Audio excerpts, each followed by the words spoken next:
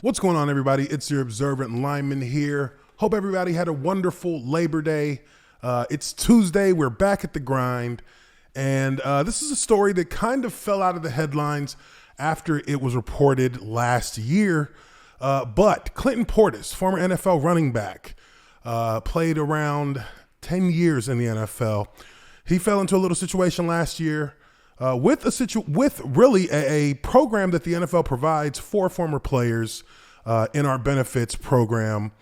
It is basically a medical reimbursement program that players get for any kind of major surgeries, major operations, or potential long extended periods of rehab or recovery from injuries sustained as an athlete, and not only as an athlete for the individual, but also for the family. So this medical reimbursement program is provided through Cigna, and there is a fund for every player that goes up to, I believe, $150,000. Now, this is a fund that is pretty much structured by the government. This is something that the government has structured for people who have certain medical conditions, certain services that they may need, and, you know, coming out of pocket for those things.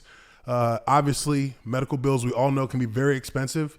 And for athletes who are dealing with, mostly physical pains or physical disabilities that really fall around that point in time where they're no longer under the NFL's healthcare insurance, this is something to kind of supplement to help keep the player from, being overwhelmed with those expenses, because it gets expensive quick.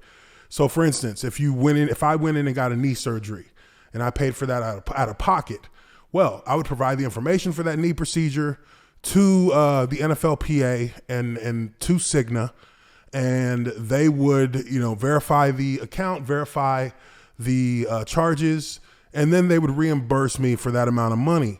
And there are players who take advantage of that, yearly, because it is a benefit that's provided to us. Well, Clinton Portis was running a little scam with this.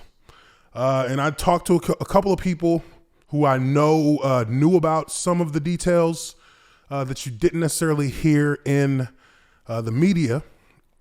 But it was Clinton Portis and a number of other individuals who basically what they did was they got players, they got guys who were in need of funds, they got guys who were looking for a little bit of extra money, and they allowed them to use their name in setting up, fraudulent procedures, fraudulent medical procedures and payment informations with doctors. Like, they had doctors who were part of this as well. So, you hear about Clinton Portis in this situation, but there's a lot more people involved in this. And it was a bigger network of people than maybe most realize. But the federal government, the FBI, indicted Clinton Portis last year. And again, you would never have known that this was going on. This would have been a regular indictment that the feds would have done. It would have been, they're just doing their daily work. It would never have been brought to national attention had it not been an NFL player, a famous NFL player, who was involved with it. So with this article, I just wanted to give you guys a little pretext there so you understand how this kind of got to this point. And, Bleacher Report here has an article saying former NFL running back Clinton Portis pled guilty to fraud charge, may face 10 years in prison. It says here, former NFL running back Clinton Portis faces up to 10 years in prison after pleading guilty to a conspiracy to commit health fraud last week. Portis was accused of scheming with other former players to defraud the Gene Upshaw NFL player plan, which reimburses retired players for medical expenses. Portis and other players were alleged to have made up claims and were then reimbursed by the plan. The initial fraud charge against Portis resulted in a hung jury last week, which that's actually a win if you're Clinton Portis. He had a hung jury, which means that they couldn't come to a decision as to whether or not he actually defrauded the Gene Upshaw NFL player plan. Now, again, it's, this is much more nuanced than many people will actually assume. But for a federal indictment to go into and for it to come out as a hung jury, that means that there was definitely doubt as to whether or not he actually committed this fraud in the way that the federal government is trying to portray it. And when the federal government tries to portray it, they portray it as he knowingly and willfully did these things. Now, that's how they presented it when they released the indictment. It was nationally covered when they had an agent from the FBI come out, or from the Department of Justice come out and actually talk about it. And again, it was only really talked about in that fashion because it was an NFL player. So he had a hung jury last week. Portis then went into negotiations for a plea deal, which will reduce his maximum sentence. He was facing up to 20 years in prison. As part of the plea, Portis will pay back $99,264 that was defrauded from the program. He will also face a fine up to $250,000. And, over the years, Clinton Portis has had some issues financially. He's filed bankruptcy a couple of times. So that could be a real big pill for him to have to swallow in regards to, keeping his own financial stability. But it says here, Portis played for the Denver Broncos and Washington football team over the course of a 9-year NFL career. Filed for bankruptcy in 2015, despite making more than $43 million in the game, in-game salary during his career. Now, again, I always warn people, don't pay attention to the number that they say that players made over the course of their career, because that number is not does not give you the whole picture. That number is just the overall contractual dollar amount that was in his contracts. Doesn't mean he got all that money. Does not mean he got all that money, and he assuredly paid big time taxes on that money. So for 40 some odd million that he made, he was taxed about 43% on that total money. So you can cut that in half just to start. Then you can add another 3% on top of that 43. You can add 3% more for your agent fees. So that's 46%. So you are, before you even get to actually spend a dime, you've already paid out 46% of that total amount of money that you get on a weekly basis, or that you get as a contract overall with the NFL. So not exactly true. And I think that kind of puts some players in a negative light, because you say, oh, how did they lose all this money? They didn't have all that money to begin with.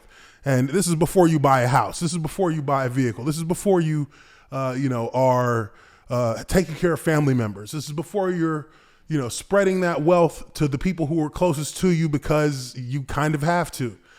So, many more things need to be considered before that, but that's besides the point.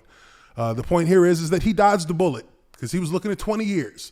Now, with a plea deal, who knows how it goes? The feds may tell him, hey, we'll give you 3 years. You pay the money, we give you 3 years. You'll do like 2.5 and you'll be out. I don't necessarily see this as a situation where they're going to try and hit him with the max, because this was not like some massive amount of fraud, if you're thinking about it in a bigger picture scenario, because there is fraud that is committed by people on a daily basis, defrauding the government for millions and millions of dollars. And those people have yet to even see the inside of a courtroom. So be very hard to really look at the situation overall, knowing how things were set up, and think that this was someone who really deserves 10 years in prison. I don't believe 10 years is the right sentence. I wouldn't want to guess and say what that is, because who wants to go to prison? I don't think that's a thing for most people, especially, when you're somebody who's had a much well-off life as someone like Clinton Portis. But we'll see how it plays out. What do you guys think? I feel like, knowing what I know about it and just kind of understanding how the dynamics work with the NFLPA and these programs that they have, I feel like there's a little bit of that going on their end as well. They put that money in places so that you can't get in touch, so that you can't really get use of it, while they are able to continue to maximize it and gain interest from it over the years. So it's a sticky situation for Clinton Portis, but I guess we'll get updated and we'll find out fairly soon what his actual overall sentence and situation will be. But let me know what you guys think. Leave your comments down below. Hit the like button if you like this video. Subscribe to the Observant Lineman, Uche Nwaneri. Appreciate you guys very much. I'll catch you all on the next one. Peace.